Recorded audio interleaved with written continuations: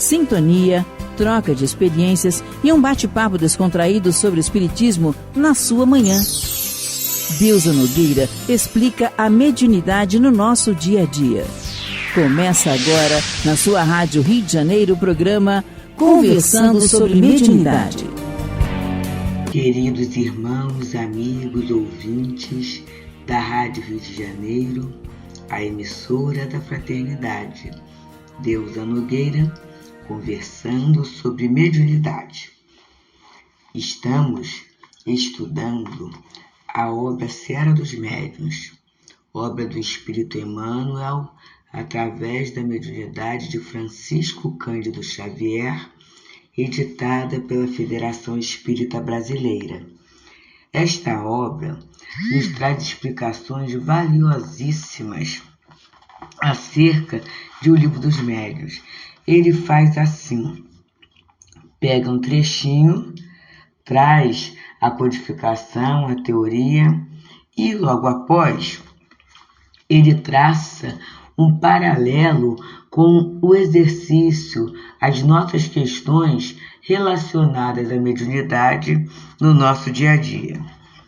E hoje, o tema, intitulado Sintonia Mediúnica, é acerca da questão 215 de O Livro dos Médiuns, que faz parte do capítulo 17. O capítulo 17, como nós já falamos no programa anterior, versa sobre a formação dos médiuns, desenvolvimento da mediunidade, mudança do tipo de letra, perda e suspensão da mediunidade.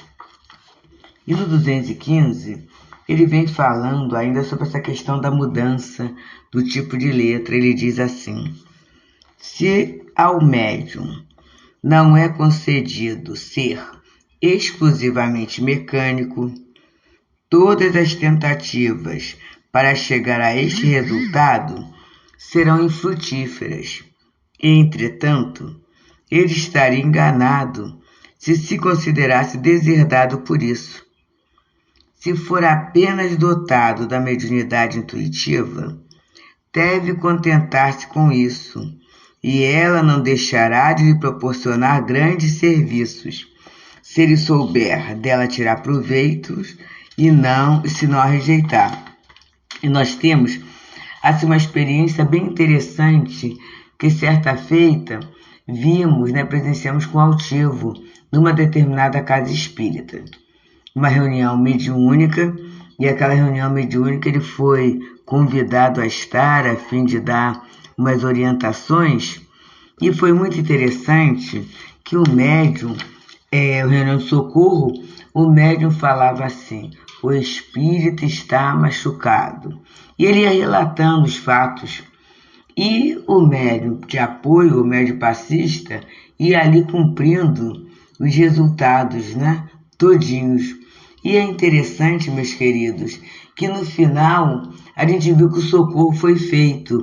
E nós perguntamos ao médium se ele havia sentido a dor ou sentido o desconforto do espírito. Ele falou assim: não. Eu simplesmente passei o que o espírito dizia que estava sentindo. Então, naquele momento, até o Dr. Herman, um dos guias espirituais da casa, através do altivo, ele falou assim: aprendeu, minha filha?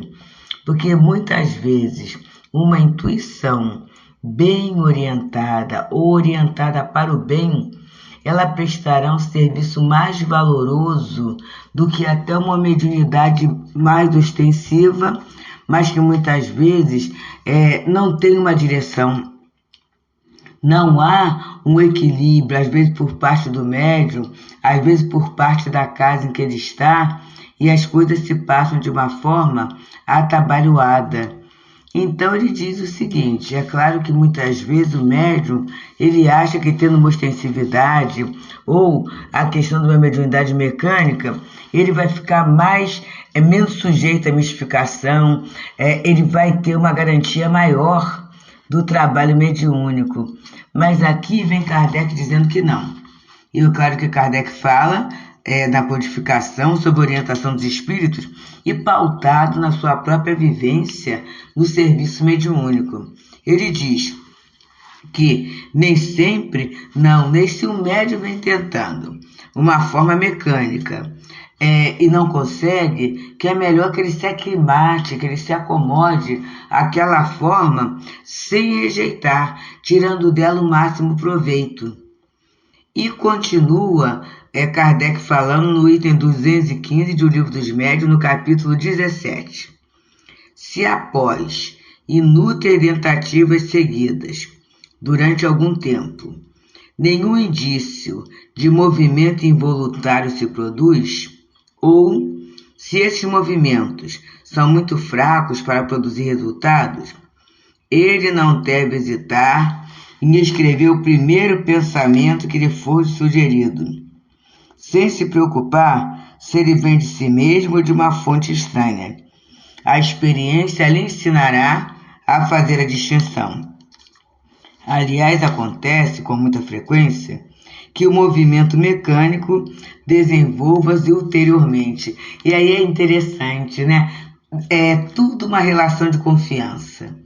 O médium vai confiando na espiritualidade, vai confiando no trabalho, vai confiando na casa. Então é a chamada aferição espiritual. O espírito vai encontrando um campo maior para poder atuar através daquele médium. E aí vai ficando mais fácil, vai ficando mais rápido e vai ficando mais assim produtivo. E continua Kardec dizendo: dissemos mais acima que há casos em que é indiferente saber se o pensamento vem do médium ou de um espírito estranho. Isso se dá principalmente quando um médium puramente intuitivo, inspirado, produz por si mesmo um trabalho de imaginação. Pouco importa que atribua a si mesmo um pensamento que lhe tenha sido sugerido. Se boas ideias lhe acolhem, que agradeça o seu bom gênio e outras lhe serão sugeridas. Esta é a inspiração dos poetas, dos filósofos e dos sábios. E mais uma vez, a gente está vendo, meus irmãos, na doutrina, a questão da utilidade da produtividade. Não é tanto a questão do nome, não é tanto a questão do que aparece, da assinatura, a questão é: aquele conteúdo é útil? Aquele conteúdo vai ajudar? Vai ser proveitoso? A proposta é essa. É contribuir para o progresso tanto do médium quanto do grupo, quanto que está usando ali. São esses amigos, ajudantes de Jesus na transformação moral do planeta. Fortalecimento para a reforma íntima. Este é o grande exercício, o grande objetivo do labor mediúnico. E aí Emmanuel, falando da sintonia mediúnica, que é tudo sintonia mesmo, né? Numa página recebida na reunião pública de 22 de agosto de 1960, ele fala assim: para cooperar na mediunidade, a serviço do bem, não deves esperar que os instrutores desencarnados te impulsionem as peças orgânicas, como se fosses um fardo movido a guindaste. Olha, é isso. Eu já vi médium falar assim: mas se o espírito não me tomar, se ele não fizer, não vai ter. Gente, vamos pensar primeiro na própria evolução do trabalho no planeta Terra. Quantas questões que nós fazemos manualmente, com muita dificuldade, que hoje nós conseguimos fazer com aparelhos que nos ajudam, não é? Lavávamos roupas, íamos para os rios, e era aquela dificuldade, batia a roupa na pedra e quarava. Hoje em dia, a máquina de lavar, os diferentes saponáceos, químicas que a gente usa, né, para a roupa ficar limpinha, ficar cheirosinha, a gente já tem. Até quem não usa química, a gente já começou a usar, já aprendeu a usar produtos naturais que conseguem esse efeito. Então a gente vai facilitando. aquele dia inteiro que eu demorava para cuidar de uma roupa, e eu não peguei assim a época de arreio, não, mas eu lembro minha avó usando tanque, né? E uma tábua em que batia a roupa. Era de manhã, lavava, botava a roupa para quarar, aí tinha que molhar, né, a roupa. Aí daqui a pouco começava, era primeiro enxágue, segundo enxágue, terceiro enxágue, a roupa branca com anil. Na verdade, era praticamente um dia todo para lavar a roupa, torcer a roupa e colocar na corda. Hoje em dia, meus amigos, a gente está fazendo um almoço e a máquina está ajudando a gente. Então, a gente está tendo elementos facilitadores do trabalho para que o conteúdo nosso de vida seja melhor aproveitado. É essa a questão. E vamos pensar na mediunidade também. É claro que os espíritos podem tomar nossas mãos, tomar nossas cordas vocais, eles podem fazer tudo isso, né? Mas a gente sabe que é um dispêndio maior de força fluídica do médium e é um dispêndio maior do pensamento da vontade do espírito. É uma elaboração muito grande. Enquanto a intuição, a sugestão do pensamento, seria um caminho melhor. Não seria o guindaste, né? Seria a flutuação, seria quase uma levitação, né? De pensamento, de ideias. Só que para isso, a gente, enquanto trabalhador, vai ter que tomar uma postura aqui que Emmanuel fala. No reino da alma, o trabalhador, conquanto precisa de inspiração, não pode considerar-se mola inerte. Olha que coisa séria, meus amigos. A gente sabe, como médico, é de ter uma passividade. Mas entre a passividade e a inércia há uma diferença muito grande. Na passividade, eu me submeto. Eu procuro acalmar, me aquietar para perceber o que o espírito quer falar, o que o espírito deseja fazer. Isso é passividade. A inércia é quando eu fico totalmente parado e aguardo que os espíritos façam tudo. Essa é a inércia. E aí Emmanuel vem falando, né, que o médium ele não pode entrar nessa posição de mola inerte. Indiscutivelmente, continua Emmanuel a nos falar, o mecanismo espontâneo é a nota destacada e importante, a afeição de novidade para a convicção.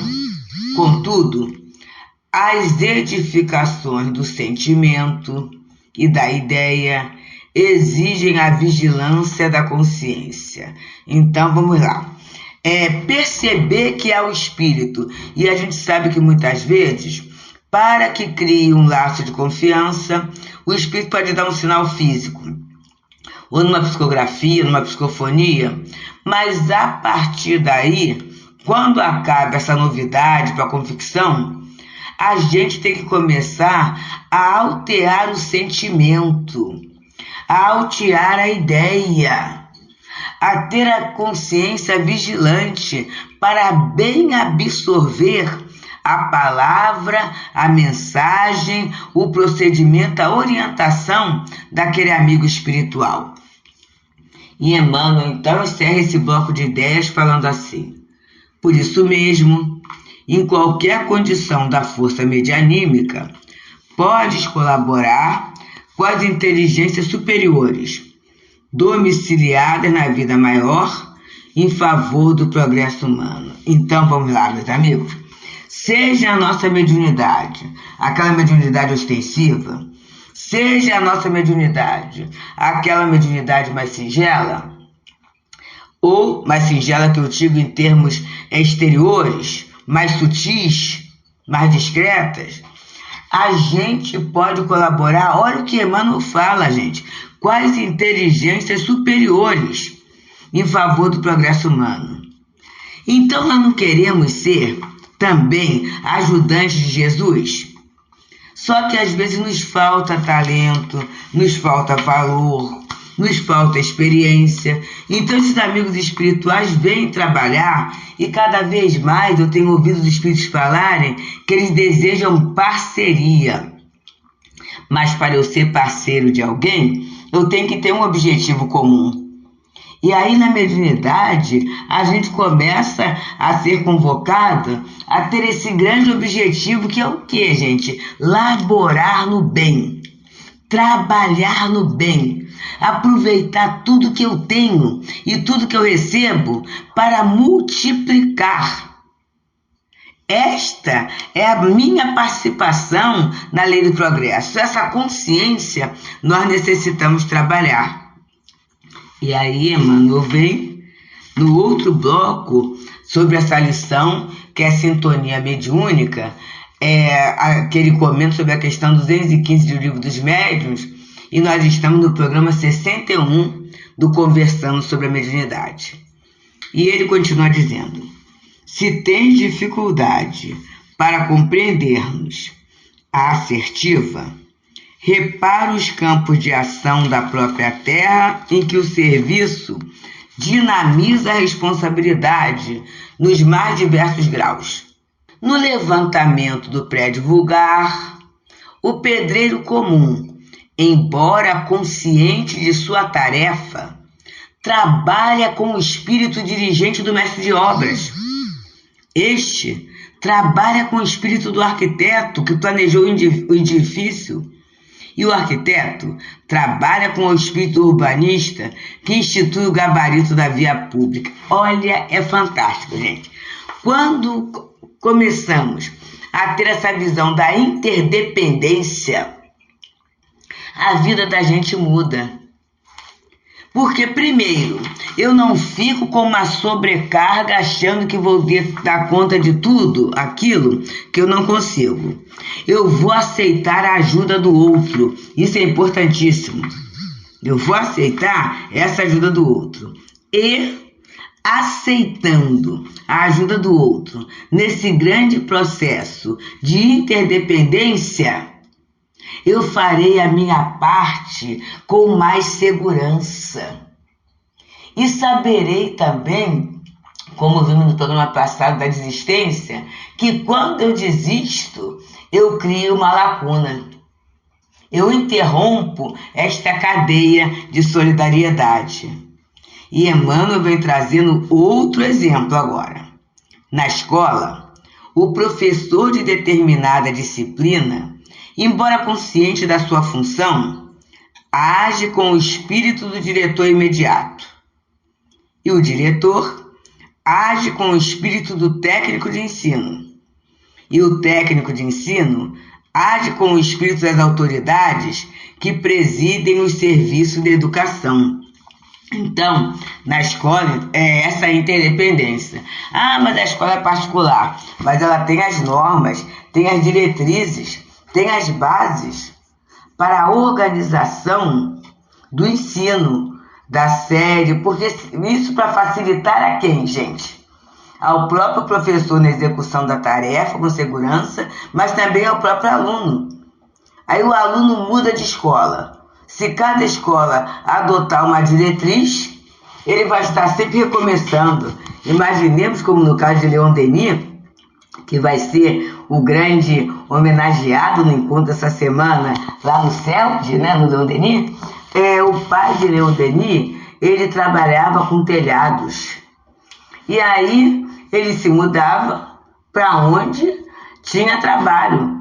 E Leon Denis acaba aprendendo com a mãe e sendo um autodidata, porque ele não pode dar seguimento ao seu estudo, ao seu ensino, porque sair da escola é a metodologia diferente. Hoje não, a gente tem essa questão que ajuda o próprio aluno. E continua Emmanuel a nos instruir. Medita no assunto e perceberás que é muito difícil te movimentes sozinho nesse ou naquele rumo da vida. Olha só, gente.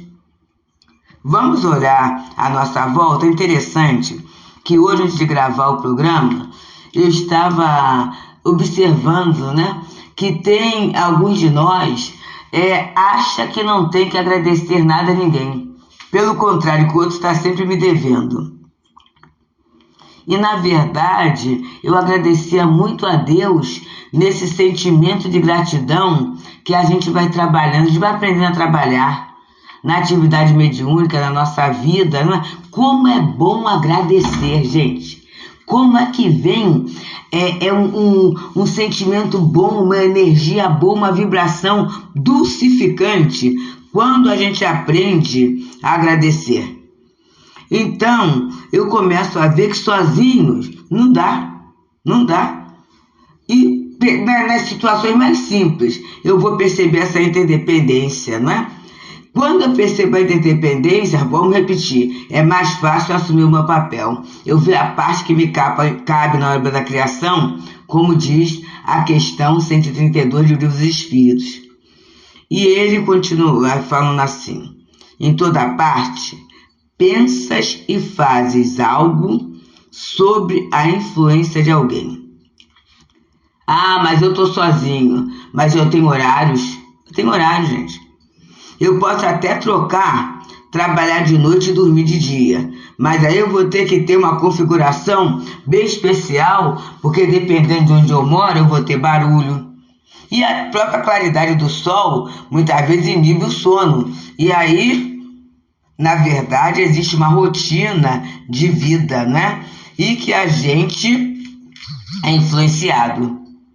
Alguém nos fala de um filme, alguém nos fala de uma peça. A Rádio Rio de Janeiro, ela é uma delícia nesse campo da influenciação. Quanta influência boa através das notícias, das entrevistas. A gente fica sabendo o que vai acontecer. Olha, quinta-feira mesmo, não percam o programa, porque vai vir uma querida nos dar uma sugestão aí para esse feriadão do final de semana, hein? Vai ser muito bom, hein? Então, a rádio sendo um veículo de influenciação nossa para o bem, para o belo, para o verdadeiro, né? Para a alegria de viver. E continua Emmanuel a nos falar assim: entendendo que todos nos encontramos consideravelmente distantes do bem verdadeiro, não percas tempo perguntando se o bom pensamento te pertence à cabeça. Recorda, acima de tudo, que o bem puro verte essencialmente de Deus e que os mensageiros de Deus tomar-te-ão sob a tutela do amor se te dispões a servir. É belíssimo. Vou ler esta página, os 2 últimos parágrafos, meus amigos. Entendendo que todos nos encontramos consideravelmente distantes do bem verdadeiro, não percas tempos perguntando se o bom pensamento te pertence à cabeça. Recorda, acima de tudo, que o bem puro verte essencialmente de Deus e que os mensageiros de Deus tomar-te-ão sob a tutela do amor se te dispôs a servir. Então, queridos, que a gente trabalhe isso, porque às vezes não é nem por mal não, vem a dúvida, porque a gente não quer ser presa de espíritos mistificadores, contraditores, mas vamos pensar assim: eu quero bem, a vibração é boa, o resultado da tarefa é saudável. Então, queridos, que a gente se abrace com Jesus e que possamos estabelecer essa sintonia com o bem, esta sintonia com a paz, esta sintonia com a utilidade, e deixemos a Deus a realização do melhor. Estudemos, oremos, trabalhemos, e o melhor, com toda certeza, estará ao nosso alcance. Que o Senhor Jesus muito nos abençoe e que possamos ter um dia de paz, e até quinta-feira que teremos novidade. Muita paz. Deusa Nogueira explica a mediunidade no nosso dia a dia. Programa Conversando sobre Mediunidade.